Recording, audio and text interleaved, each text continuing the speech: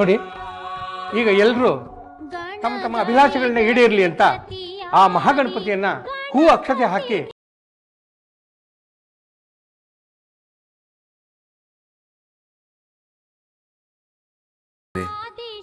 ನಾನಿನ್ನೇನು ಕೇಳಿ?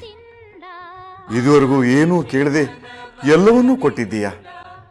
ನನ್ನ ಹೆಂಡತಿ, ಮಕ್ಕಳು, ಮೊಮ್ಮಕ್ಕಳು ಸದಾ ಸುಖವಾಗಿರುವಂತೆ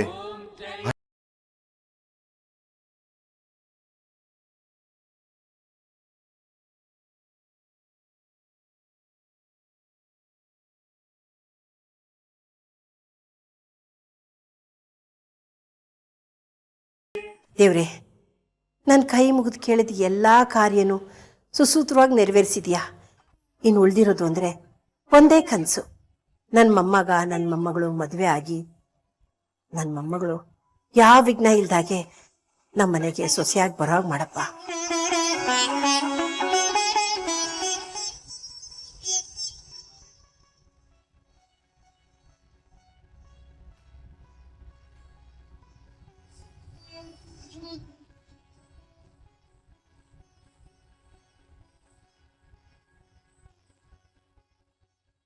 ತಿಳಿದೇನೋ ನಾ ಚಿನ್ನು ಅನ್ನೋ ಹುಡುಗಿನ ಲವ್ ಮಾಡ್ತಾ ಇದ್ದೀನಿ.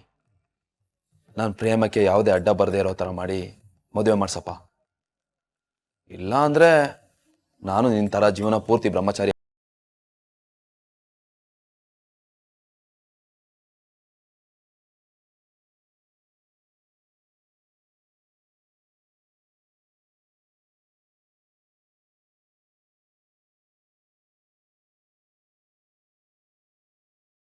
ನಾನು ನನ್ನ ಮಗಳ ಕಾರಣಕ್ಕೆ ನನ್ನ ತವ್ರ ಮನೆಗೆ ಮರಳು ಬಂದಾಯ್ತು.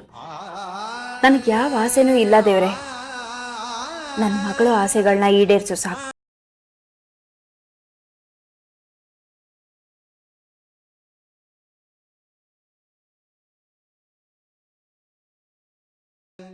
ಸರಿ ತಪ್ಪು ಎಲ್ಲ ಗೊತ್ತಿರೋ ನೀನು ನನ್ನನ್ನು ಯಾವಾಗಲೂ ಸರಿದಾರಿಯಲ್ಲಿ ನಡೆಸಪ್ಪ.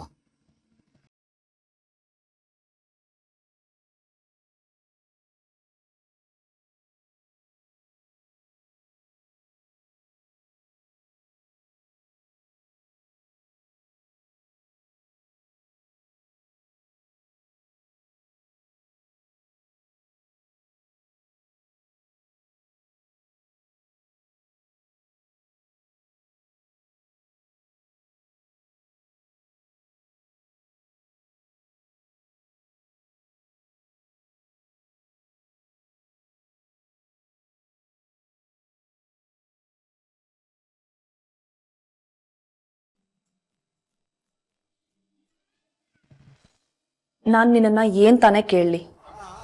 ಎಲ್ಲ ಸೌಭಾಗ್ಯನೂ ಕೊಟ್ಟಿದ್ಯಾ. ನನ್ನ ಗಂಡನಿಗೆ ಆರೋಗ್ಯ ಆಯುಷು ಎರಡೂ ಕೊಡಪ್ಪ ದೇವ್ರೆ. ನನ್ನ ಚಿನ್ನುಗೆ ಒಳ್ಳೇದು ಮಾಡಪ್ಪ. ಅವಳು ನನ್ನನ್ನು ಏನೇ ಕೇಳಿದ್ರು ಅದನ್ನು ಕೊಟ್ಟು ಆಶೀರ್ವಾದ ಮಾಡಪ್ಪ.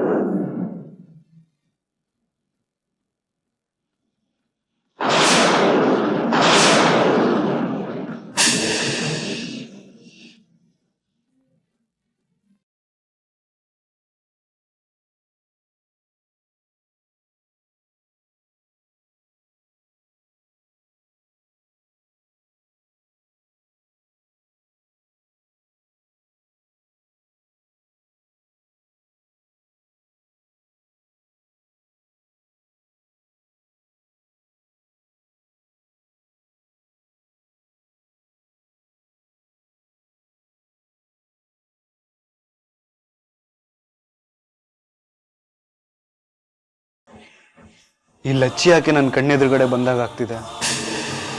ಪಾಪ ಆ ಹುಡುಗಿ ಎಲ್ಲಿದ್ದಾಳೋ, ಹೇಗಿದ್ದಾಳೋ, ಏನು ಮಾಡ್ತಿದ್ದಾಳೋ ನಿನಗೆ ಗೊತ್ತು ದೇವ್ರೆ.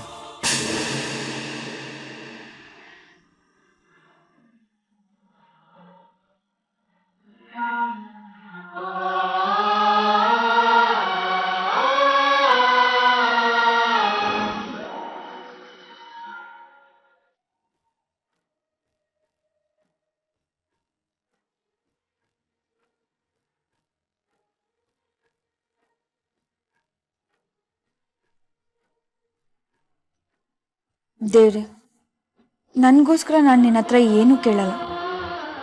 ನನ್ನ ಗಂಡಂಗೆ ದೀರ್ಘಾಯುಷು ಆರೋಗ್ಯ ಕೊಟ್ಟು ಕಾಪಾಡು. ನನ್ನ ಅಕ್ಕ ಇವ್ರನ್ನ ಮದುವೆಯಾಗಿ ಈ ಮನೆಗೆ ಸೊಸೆಯಾಗಿ ಬರಂಗೆ ಮಾಡು. ಇವರಿಬ್ರು ಸದಾ ಸಂತೋಷವಾಗಿರ್ಬೇಕು. ನನ್ನ ಕಾರಣಕ್ಕೆ ನನ್ನ ಅಕ್ಕಂಗೆ ಯಾವ ತೊಂದರೆನೂ ಆಗದೆ ಇರೋಂಗೆ ಮಾಡು. ಭಗವಂತ, ನನ್ನ ಮಗಂಗೆ ಏನೂ ಆಗದೆ ಇರಲಿ. ಅದಕ್ಕೋಸ್ಕರ ನನ್ನ ಪ್ರಾಣ ಬೇಕಾದರೂ ಕೊಡಕ್ಕೆ ತಯಾರು.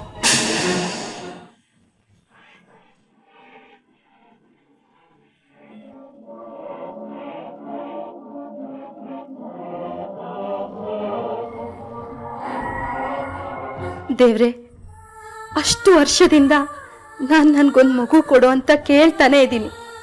ನೀನು ಯಾಕೋ ಕರುಣೆನೇ ತೋರಿಸ್ತಿಲ್ಲ. ಒಬ್ಬ ಹೆಣ್ಣಾದವಳಿಗೆ ಅದಕ್ಕಿಂತ ಭಾಗ್ಯ ಇನ್ನೇನು ಬೇಕು ದೇವ್ರೆ? ನನ್ನ ಮಡ್ಲಿಗೊಂದು ಮಗು ಕೊಡು ದೇವ್ರೆ.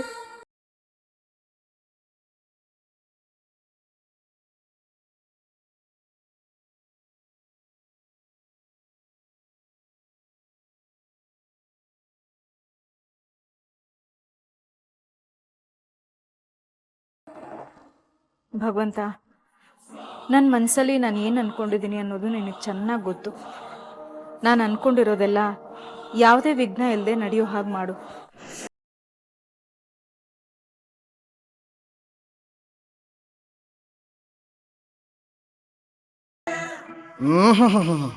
ಇವಳೇನೋ ಮಾಡಬಾರ್ದನ್ನೇ ಮಾಡಬೇಕು ಅಂದ್ಕೊಂಡಿರ್ಬೇಕು. ಹೊಲೆ ಖತರ್ನಾಕ್ ಪ್ಲಾನೇ ಮಾಡಿರ್ತಾಳೆ. ಗಣೇಶನ್ನೇ ಪಾರ್ಟ್ನರ್ ಆಗು ಅಂತ ಕೇಳ್ತಿರ್ಬೋದಾ?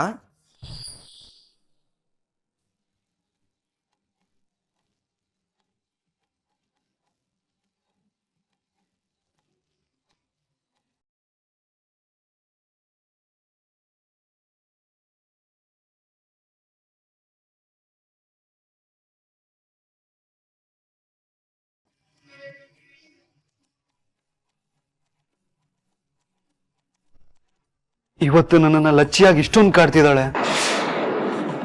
ನನಗೆ ಯಾಕೆ ಅವಳ ನೆನಪು ಮತ್ತೆ ಮತ್ತೆ ಬರ್ತಿದೆ?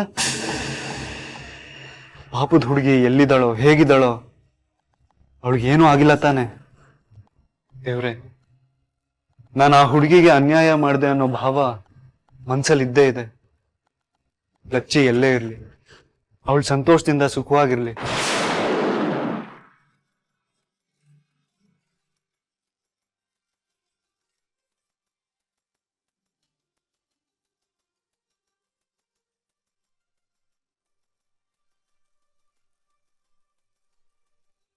ನೋಡಿ, ಪೂಜೆ ಎಲ್ಲ ಸಾಂಗವಾಗಿ ನೆರವೇರಿದೆ.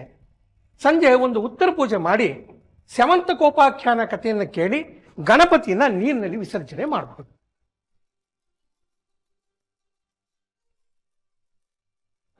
ಎಲ್ಲಿ ಈಗ ಪ್ರಸಾದ ಹಂಚಿ. ಏ ರಾಮು, ಎಲ್ರಿಗೂ ಪ್ರಸಾದ ಕೊಡಪ್ಪ. ಸರಿ ತಾತ. ತಾತ, ಪ್ರಸಾದದ ಬಟ್ಲೆ ಕಾಣ್ತಿಲ್ಲ.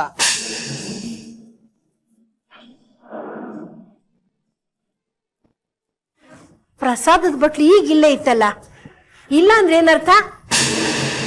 ನನ್ ಕೇಳಿದ್ರೆ ನಾನು ಏನ್ ಹೇಳಜ್ಜಿ? ಸಿದ್ಧಾರ್ಥ್ ಈಗ ತಾನೆ ಅಡಿಗೆ ಮನೆಯಿಂದ ಪ್ರಸಾದದ ಬಟ್ಲು ತಂದಿಟ್ನಲ್ಲ. ಹೌದು, ಸಿದ್ಧಾರ್ಥ್ ಎಲ್ಲೋದ? ಈ ಸಿದ್ಧದ್ ಏನ್ ಕತೆ ಅಂತಾನೆ ಗೊತ್ತಾಗ್ತಿಲ್ವಲ್ಲ. ಕಾಣ್ತಾನೆ, ಇದಕ್ಕಿದ್ದಂಗೆ ಕಣ್ಮರೆ ಆಗ್ಬಿಡ್ತಾನೆ.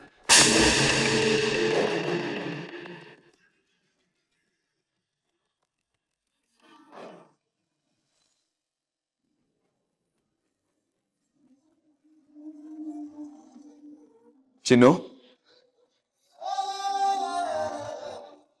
ಪ್ರಸಾದ ಎಷ್ಟು ಚೆನ್ನಾಗಿದೆ ಗೊತ್ತಾ? ತಿಂದವರೆಲ್ಲ ಸೂಪರ್ ಆಗಿದೆ ಅಂತ ಹೊಗಳ್ತಾ ಇದ್ರು. ನೀನ್ ಮಾಡಿರೋ ಪ್ರಸಾದ ನೀನೇ ತಿಂದಿಲ್ಲ ಅಂದ್ರೆ ಆ ದೇವರು ಮೆಚ್ಚಲ್ಲ. ತಗೋ ಪ್ರಸಾದನ, ಆ ಗಣೇಶ ನಿನಗೆ ಒಳ್ಳೇದ್ ಮಾಡ್ಲಿ. ಅಲ್ಲ, ನನಗೋಸ್ಕರ ನೀವ್ಯಾಕೆ ಪ್ರಸಾದ ತರೋಕೋದ್ರಿ? ಆಮ್ಯಾಕಿಂದ ನಾನೇ ಹೋಗಿ ತಗೊಳ್ತಿದ್ದೆ. ಯಾಕೆ ಚಿನ್ನು, ನಾನ್ ದೇವ್ರ ಪ್ರಸಾದ ತರಬಾರ್ದ? ಪ್ರಸಾದ ತರೋದ್ರಲ್ಲಿ ತಪ್ಪೇನಿದೆ? ನಿಂದು ಒಳ್ಳೆ ಕತೆ ಆಯ್ತಲ್ಲ. ಹಂಗಂತ ಏನಿಲ್ಲ, ಪ್ರಸಾದ ಯಾರು ಬೇಕಾದ್ರೆ ತಂದ್ಕೊಡ್ಬೋದು. ಆದ್ರೂ ಸಿದ್ಧಾರ್ಥ್, ಈಗ ತಾನೇ ದೇವ್ರ ಮುಂದೆ ನಿಂತ್ಕೊಂಡಿದ್ರೆ, ಈಗಾಗಲೇ ಅಡುಗೆ ಮನೆಗೆ ಬಂದಿದ್ದೀರಾ? ಅಡುಗೆ ಮನೆಯಲ್ಲಿ ನಿಮ್ಗೇನು ಕೆಲಸ? ಅದು ಚಿನ್ನಕ್ಕೆ ಪ್ರಸಾದ ಕೊಡೋಣ ಅಂತ ಬಂದೆ.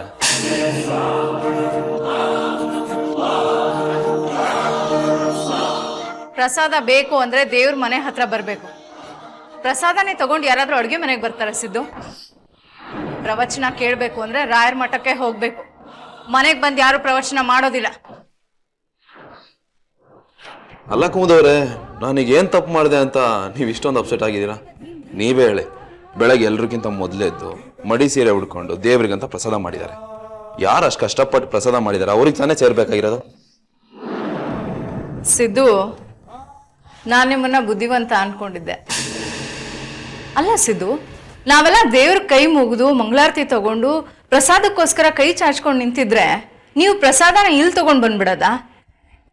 ನೀವು ಹೇಳೋದು ಚೆನ್ನಾಗೇ ಇದೆ. ಈಗ ಪೂಜಾರಿ ತಾನೇ ಮಂಗಳಾರತಿ ಮಾಡಿ ನೈವೇದ್ಯ ಮಾಡಿದ್ದೀನಿ, ಅದಕ್ಕೆ ಪ್ರಸಾದನ ನಾನೇ ಮೊದಲು ತಿನ್ಬೇಕು ಅಂತ ಹೇಳಿದ್ರೆ ಹೇಗಿರುತ್ತೆ ಹೇಳಿ? ಈಗ ನೀವ್ ಹೇಳ್ತಿರೋ ಅರ್ಥನೂ ಹಾಗೇ ಇದೆ. ತಗೋ ಚಿನ್ನು.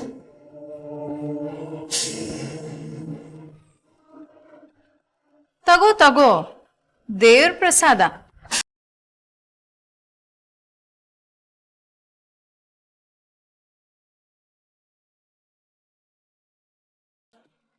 ಹಬ್ಬ, ನನಗೆ ಈಗ ಸಮಾಧಾನ ಆಗ್ತಾ ಇದೆ. ದೇವ್ರ ಪ್ರಸಾದ ನಿನಗೆ ಮೊದಲು ಸಿಕ್ತಲ್ಲ, ನಂಗೆ ತುಂಬ ಖುಷಿ ಆಗ್ತಾ ಇದೆ. ನಾ ಬರಲ್ಲ, ಕೇರಳ ಎಲ್ಲರೂ ತುಂಬ ಕಾಯ್ತಾ ಇರ್ತಾರೆ.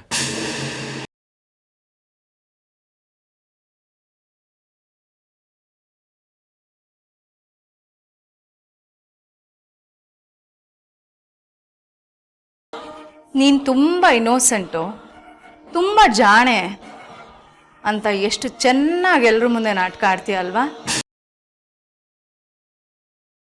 ಈ ಮನೆಯಲ್ಲಿ ಎಲ್ಲರೂ ನಿನ್ನನ್ನು ನಂಬಬಹುದು, ಆದರೆ ನಾನು ಮಾತ್ರ ನಿನ್ನನ್ನು ನಂಬೋದಿಲ್ಲ. ಒಂದು ಗಾದೆ ಮಾತು ಕೇಳಿದ್ಯಾ? ಮಳ್ಳಿ ಮಳ್ಳಿ ಮಂಚ ಕಾಲೆಷ್ಟು ಅಂದರೆ 3 ಮತ್ತೊಂದು ಅಂದ್ಲಂತೆ. ಅಂಥ ಮಳ್ಳಿ ನೀನು. ಒಂದು ಕೆಲಸ ಮಾಡೆ, ಈ ಮನೆ ಕೆಲಸನೆಲ್ಲ ಬಿಟ್ಬಿಟ್ಟು ಯಾವುದಾದ್ರೂ ಒಂದು ಟಿವಿ ಸೀರಿಯಲ್ಗೋ ಸಿನಿಮಾಗೋ ಸೇರ್ಕೊಂಡ್ಬಿಡು. ಎಷ್ಟು ಚೆನ್ನಾಗಿ ನಾಟಕ ಆಡ್ತೀಯಲ್ಲ, ಆದಷ್ಟು ಬೇಗ ಉದ್ಧಾರ ಆಗ್ಬಿಡ್ತೀಯ. ಎಂಥ ಬುದ್ಧಿವಂತರನ್ನು ನಿನ್ನ ಮುಗ್ಧತೆಯ ಮುಖವಾಡ ತೋರಿಸಿ ಬುಟ್ಟಿಗೆ ಹಾಕೊಂಡ್ಬಿಡ್ತೀಯ ಅಲ್ವಾ? ಎಷ್ಟು ಜಾಣೆ ಕಣೆ ನೀನು. ನಿನ್ನನ್ನು ನೋಡಿ ಕಲಿಯೋದು ಸಿಕ್ಕಾಪಟ್ಟೆ ಇದೆ.